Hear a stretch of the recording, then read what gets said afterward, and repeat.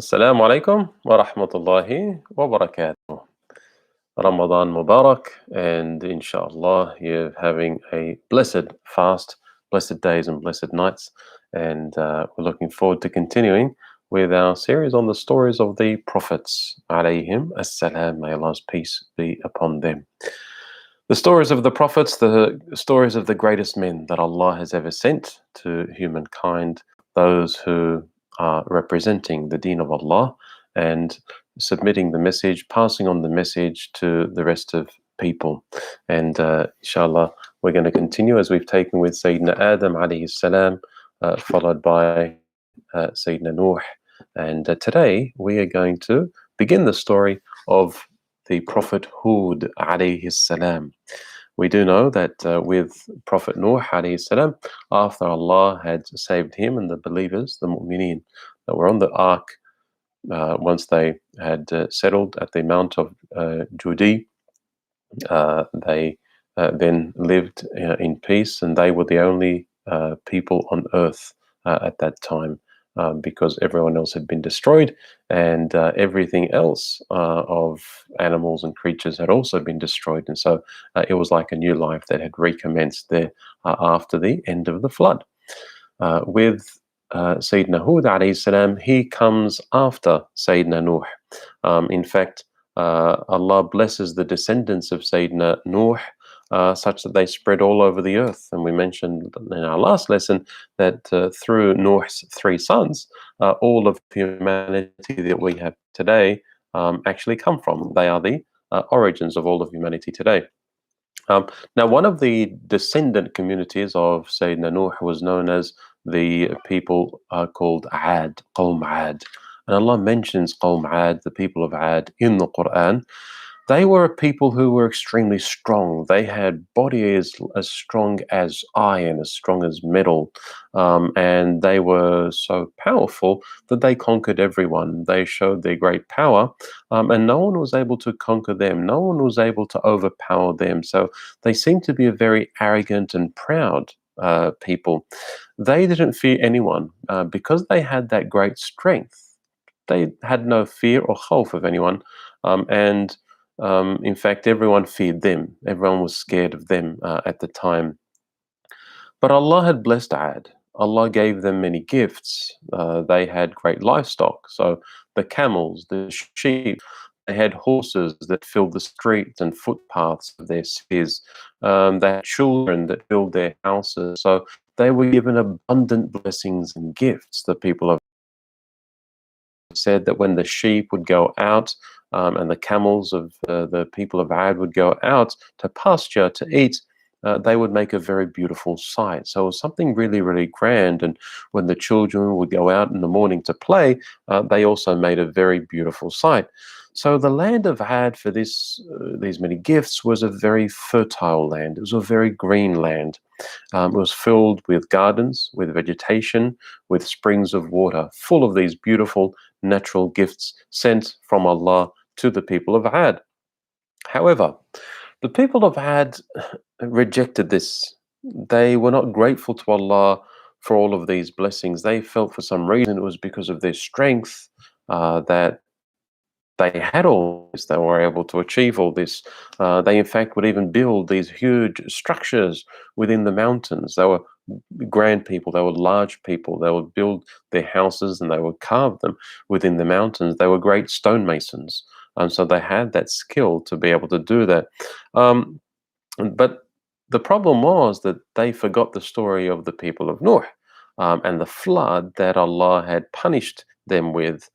They had certainly heard that story from their forefathers, but they didn't really take any lessons from it.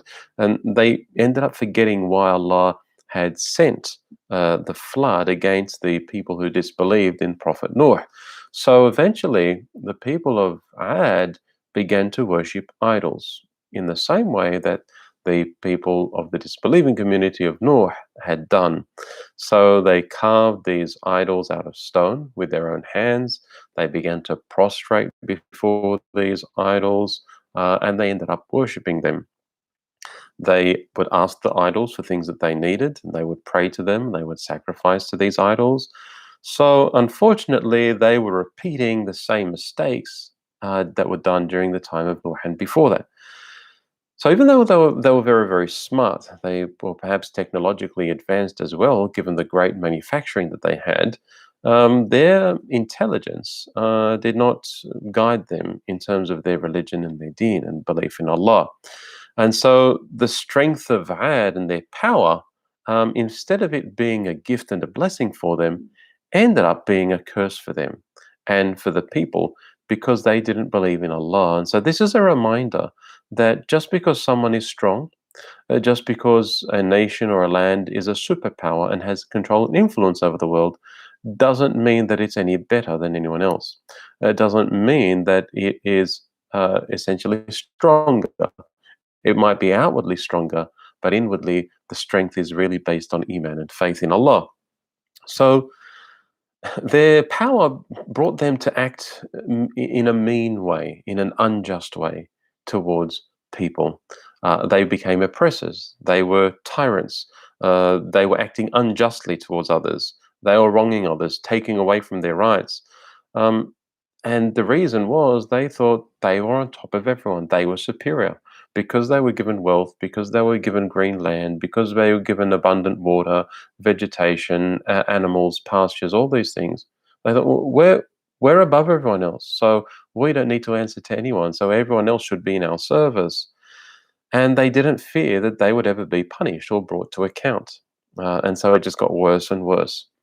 But if you were to compare them to animals in the wild, well, they were no better than wild animals because the high and great among them would wrong the low, and that's what happens in the animal kingdom. If you're stronger, then you'll overpower the weak one, and you would live off the weak ones. So, in a sense, they were also replicating and doing the same as animals would do in the animal kingdom. This wasn't human nature. When they were angry, they were like mad elephants, and they would kill whatever would come in their way. They would not make any distinctions or differences. When they would go to war, they'd destroy everything, not just their enemies, but everything in their way, every living thing. So they showed no mercy, they showed no compassion. When they entered a village, they would get rid of everything in it and they would take over the entire village and its people, and the people would have no choice. So, of course, in society, and of course, they had a huge land, a huge empire that spread over a large amount of area and in the entire Arabian Peninsula. They would uh, cast terror and fear into the weak, and people would flee from them. People would run away from them because they were so terrified by them. So their strength was, in fact, a curse for them. And what happens to a people who end up taking the path of dhulm and injustice and oppression? They don't fear Allah, they don't believe in the next world. Well, Allah must bring them to account. But Allah sends them reminders, and Allah ends up sending them a reminder. But if we just reflect on it a little bit about the great structures that the people of Ad would make, well, first of all, they would eat, they would drink, they would play, they would amuse themselves. They would also compete with each other in building these huge, lofty castles and spacious houses. They wasted their wealth on water, on clay, and on stones. And whenever they saw some empty place or some high ground in a mountain, they'd go out and build a tall castle on it. So that seemed to be their purpose in life that they wanted to go about and do. They built houses as if they were never going to die and they were going to live forever. They built castles without any need for them, but just for the sake of building them. Expensive and luxurious. However, there were people in their country, in their land, that could not find anything to eat or drink, so they didn't take care of them. So they're extremely extravagant and they went into excess in their ways. The poor people among the people of Ad could find nowhere to live while the houses of the rich were empty because they had so many. And anyone who saw the castles that they built knew that these people did not believe in the next life because it seemed as though they were building just for this world. So the time came for Allah to send them a messenger. And Allah says, we shall not punish a people until we send them a warner, and the warner is in the form of a messenger. And so Allah sends a messenger to the people of Ad because Allah doesn't like His servants to disbelieve in Him. He doesn't like corruption on the earth, and He doesn't like cruelty being spread around. The people of Ad did not use their intelligence for anything except eating, drinking, playing, amusing themselves, and building houses. That's all they did. They wasted it because they didn't use it to arrive to belief in Allah. They didn't understand that correctly, and they ended up worshipping these stones and idols. So, the messenger that Allah would send to them would be from amongst them, from the people themselves, someone that they would know, someone that they were aware of, not a stranger, and someone who spoke in their language such that they would understand this messenger's words. So the messenger that Allah sends to the people of Ad was known as Hud alayhi salam, may Allah's peace be upon him. He came from a very noble and special family amongst the people of Ad, and he grew up to be very intelligent and very virtuous. So when the time came for Hud to tell the people the message of Allah, he stands up amongst them and he says to them, "O my people, worship Allah, you have no God except Him."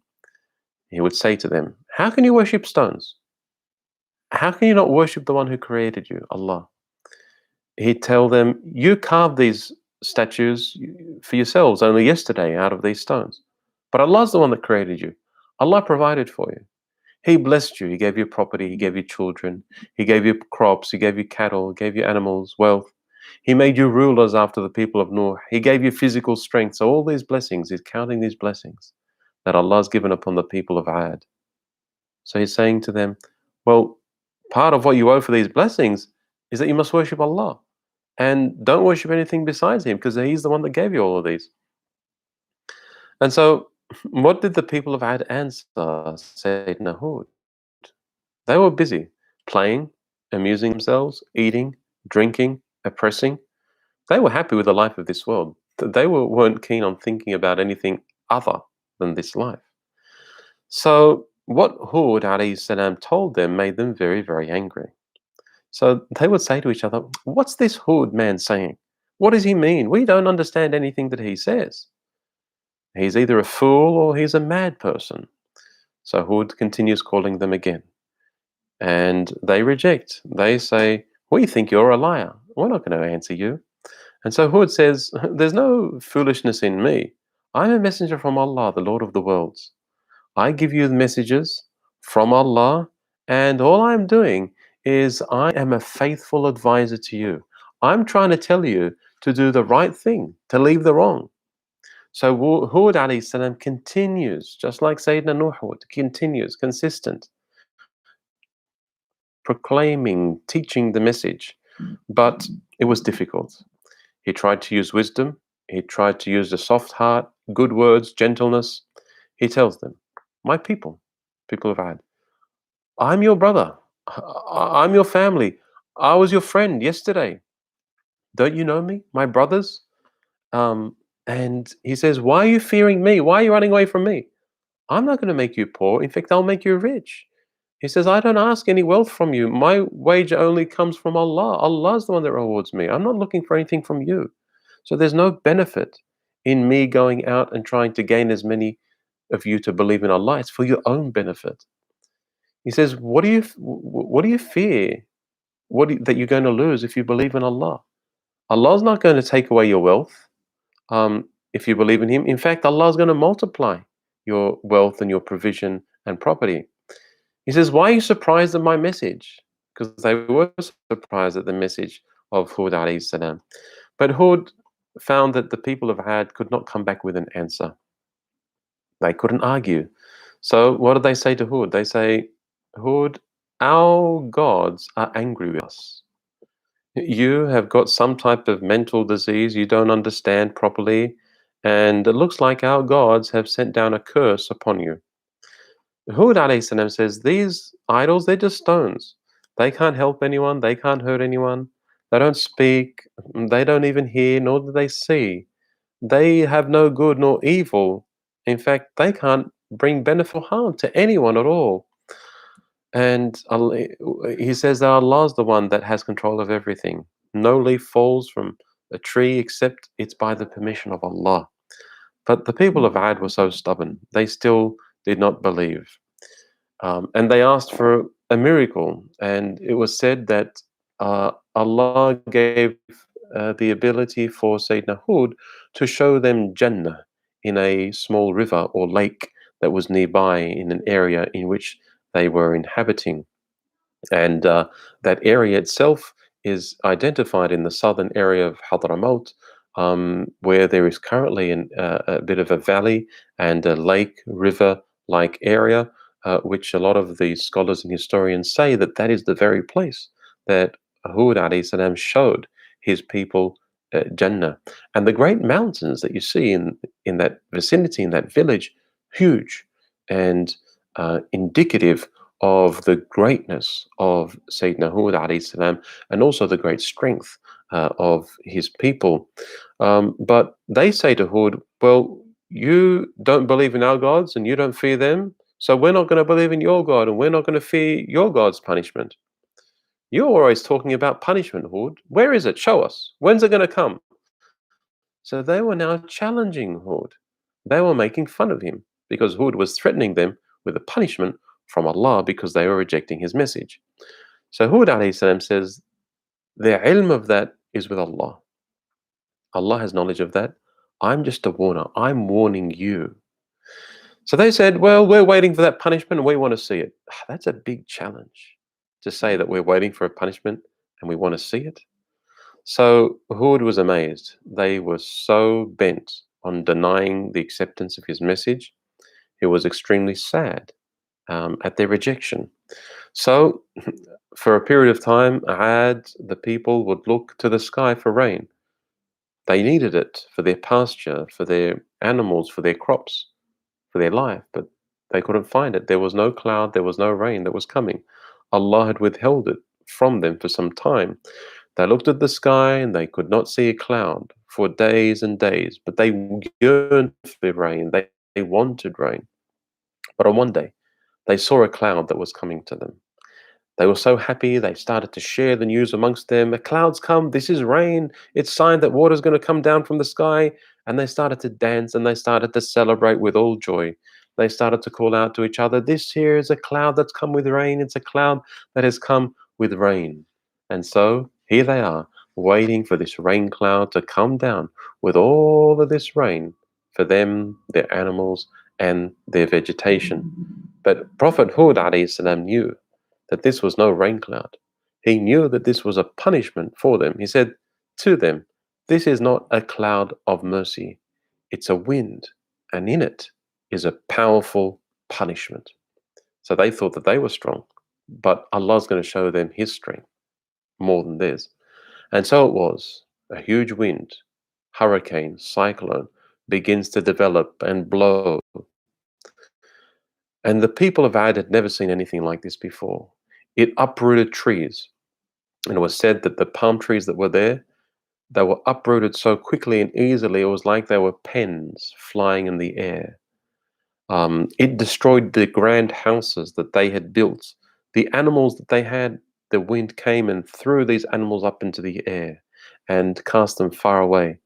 The sands were being blown all over the place. It blacked out everything no one could see for a period of time. People were scared. They ran into their houses, they closed their doors, they bolted their doors thinking that they'd be safe. Children would attach themselves to their mothers, people would be holding onto their walls, everyone's screaming and shouting, begging for help. But it was as if someone was saying, there is no protector today from the command of Allah. Allah had already given them the chance, one after many chances, with this Prophet Hud, but they rejected all those. And so that hurricane went on for 8 days and 7 nights. They didn't know what to do. They were struck with great fear and terror. And people ended up being struck down like palm trees fallen to the ground. They were huge, but the power of Allah was greater. And it was a terrible sight.